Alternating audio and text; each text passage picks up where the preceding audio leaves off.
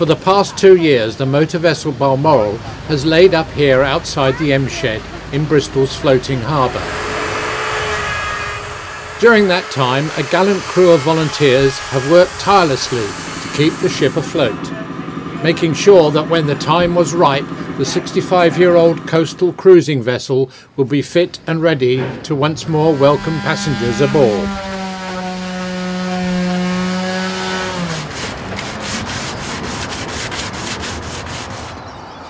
Many thousands of pounds were raised over the last year to give the ship her 5-yearly maritime MOT.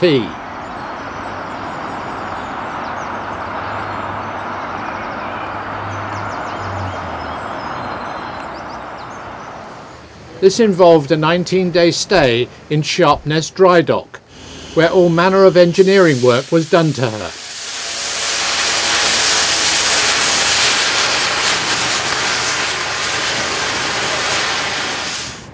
The result is a seaworthy certificate lasting for the next 5 years.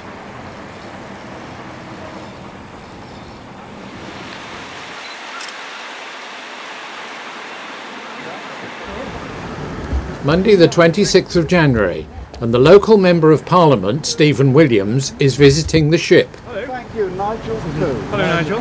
I'm President of the Balmoral Fund, and Dave Bassett. Hello. He was also introduced to other members of the Balmoral Fund Limited, the charity that is steering the ship towards its final cruising role. Good. After you, sir. This is Steve from my office. Right. Hello.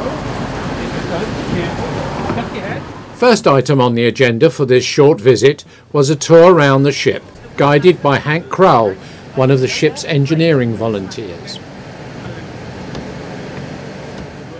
The Balmoral is moored in Stephen Williams' own parliamentary constituency of Bristol West, so political matters were bound to arise. All sorts of political implications for this. We don't talk politics today. Steady as she goes. There we go. Yeah, that's lovely. I'm certainly not heading for the rocks.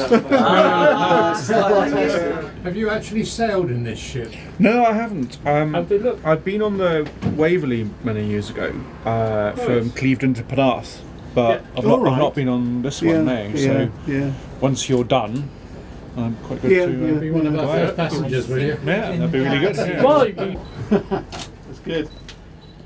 His next task was to sound the ship's hooter. Yes. For the cameras, of course.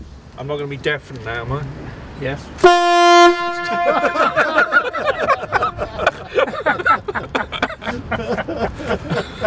Should we do that again? No, I know exactly what it's saying. Ready? 1, 2, 3.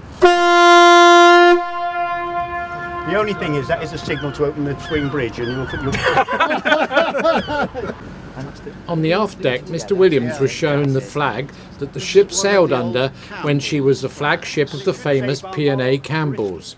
A distant memory for many, but hopefully a memory that will be rekindled in the not too distant future. Ladies and gentlemen, could you please be seated? We're about to start. The real purpose of his visit was soon revealed when Mr. Williams imparted some important news to the assembled crew of volunteers gathered in the beautifully appointed Britannia Lounge. We're announcing today that Hertford Beauty's local government, where I'm a minister, it's nearly £500 million, I think, for 36 different projects right around the coastline of England, but also Wales and Scotland, because the Coastal Communities Fund actually is money that comes out of the Crown Estate for the coast. And now, rather than going all into the Treasury pot just to be spent on whatever the Treasury decides, it's been dedicated, or half of it is being dedicated specifically to support coastal communities. So it's quite a good idea in itself, and there have been a few rounds of them so far.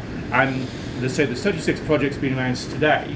Some of them are restoration of piers or lidos, or giving job creation skills and training in different parts of the country as well. And Bristol is actually getting nearly 1.5 million today. You're getting 344,000, which I'm sure you'll spend.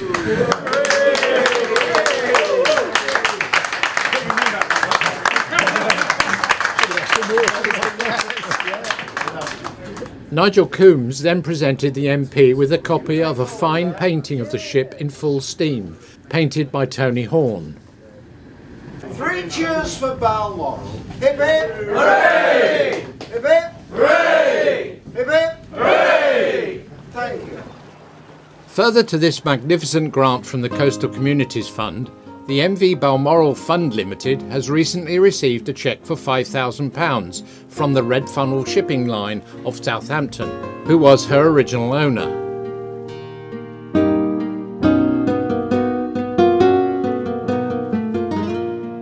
Cheques of £1,000 each have also been received from Clevedon and Penarth Town Councils.